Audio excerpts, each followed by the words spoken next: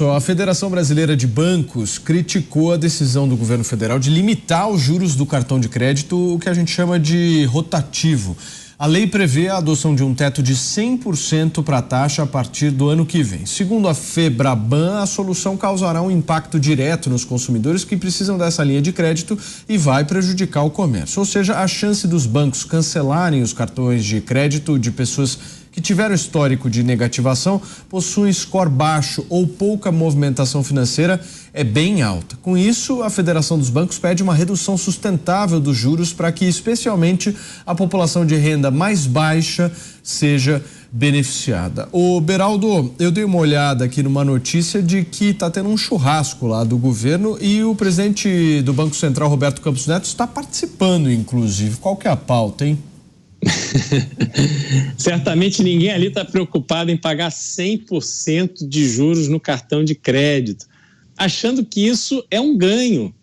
Paulo, 100%, veja só a situação das famílias brasileiras, que às vezes estão ali, querem comprar alguma coisa, presente para um filho, uma viagem, uma peça de roupa, e aí dizem assim, nossa, está num preço bom, vou aproveitar essa oportunidade para comprar. Vai lá, paga no cartão de crédito, e aí chega no final do mês, se empolgou ali no final de semana, não tem como bancar. Isso vai empurrando, vai barrigando. Nesse cenário que é um benefício, aparentemente, que o governo está vendendo, que está agindo em favor da sociedade, mesmo nesse cenário, você tem aquela pessoa, aquele cidadão, pagando 2 vezes. Então, comprou a calça jeans na promoção. Quando terminar de pagar, se ficar um ano barrigando, vai pagar 2 calças. Comprou a viagem, não conseguiu pagar, vai pagar 2 viagens. É uma loucura o que acontece. Só para termos de comparação. Hoje, se você pegar um cartão de crédito normal, você vai ter ali 400% de juros ao ano. Tá? Para uma taxa de juros hoje, me corrijam aí, mas está na casa de 11,75, se não me engano, né? Isso. Então, se você olha para os Estados Unidos, uma taxa de juros ali na casa de 5%, um cartão de crédito está cobrando juros de 20% ao ano. Então, são 4 vezes a taxa básica de juros. É ruim, você se penaliza e tal, mas a pessoa consegue pagar. Agora, no Brasil, você sai de 11,75 para 400. É impossível alguém trabalhar para pagar esses juros. E vejam a quantidade de horas trabalhadas, dedicadas por uma pessoa, um homem, uma mulher trabalhadora, que acordam cedo, dormem tarde para poder trabalhar e pagar suas contas e ficam ali pagando juros. Olha a quantidade de dinheiro, fruto desse esforço, que simplesmente vai para o cofre dos bancos. Quer dizer, há uma anomalia no Brasil. Não é possível que os bancos brasileiros, que em geral têm uma atuação primordialmente doméstica, as operações dos bancos brasileiros no exterior são marginais em relação ao que eles fazem no Brasil, e esses bancos têm lucros multibilionários comparáveis aos grandes bancos mundiais. Bancos esses que operam na América do Norte, operam no Brasil, operam na Europa, operam na Ásia, no Oriente Médio, tem que lidar com fuso horário, tem que lidar com diferentes moedas, tem que lidar com diferentes fusos horários, para poder ter um lucro que se compara ao lucro do Banco Brasileiro, um país pobre.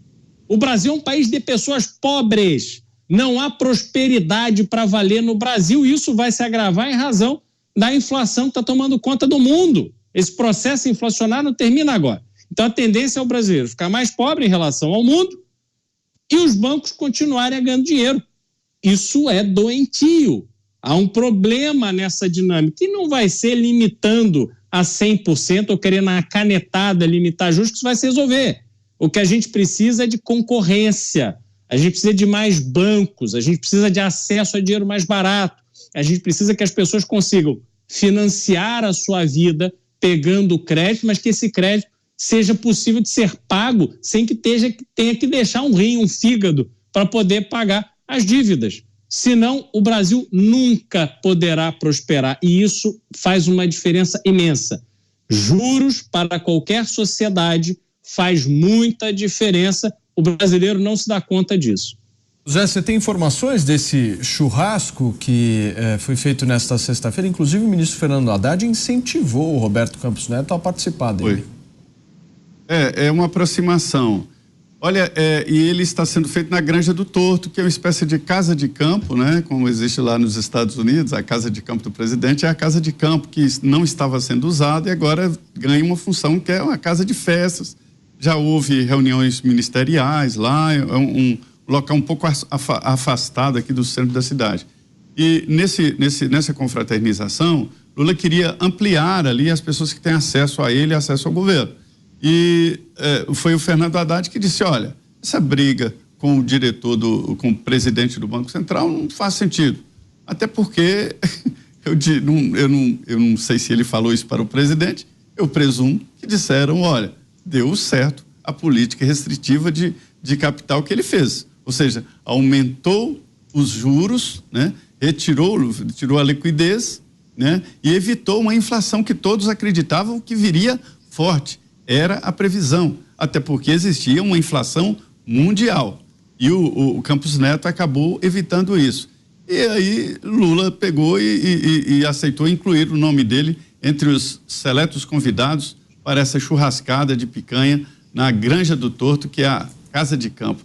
A Granja do Torto, Paulo, era a residência oficial. Quem gostava muito de lá era o general Figueiredo, presidente do Brasil, que adorava cavalos. Então ele gostava muito de lá.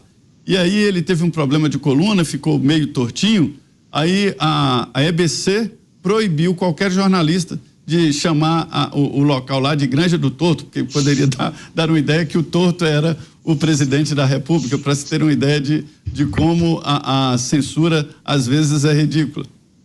Bom, então quero te ouvir também. Às vezes sempre... Olha, os juros são o preço do dinheiro. Quando você pega o dinheiro emprestado, o preço que você paga por ele são os juros, se chamam juros. Essa medida é um tabelamento de preço. Vocês conhecem a história do tabelamento de preço, o que é que sempre acontece, né? A causa principal dos juros altos no Brasil é a gastança do Estado brasileiro. Porque quem estabelece o valor mínimo dos juros é o Estado, é a taxa Selic. É quanto o Estado remunera o dinheiro que ele pega emprestado. E todo mundo aumenta a taxa Selic. Como o Estado brasileiro não inspira confiança, ele precisa pagar juros mais altos. E isso contamina a economia. A segunda causa dos juros altos no Brasil, Cristiano Beraldo deu uma martelada na cabeça do prego. É a falta de concorrência do setor bancário. Agora, nada disso é resolvido com uma tentativa de tabelar os juros. A chance disso funcionar é absolutamente nenhuma.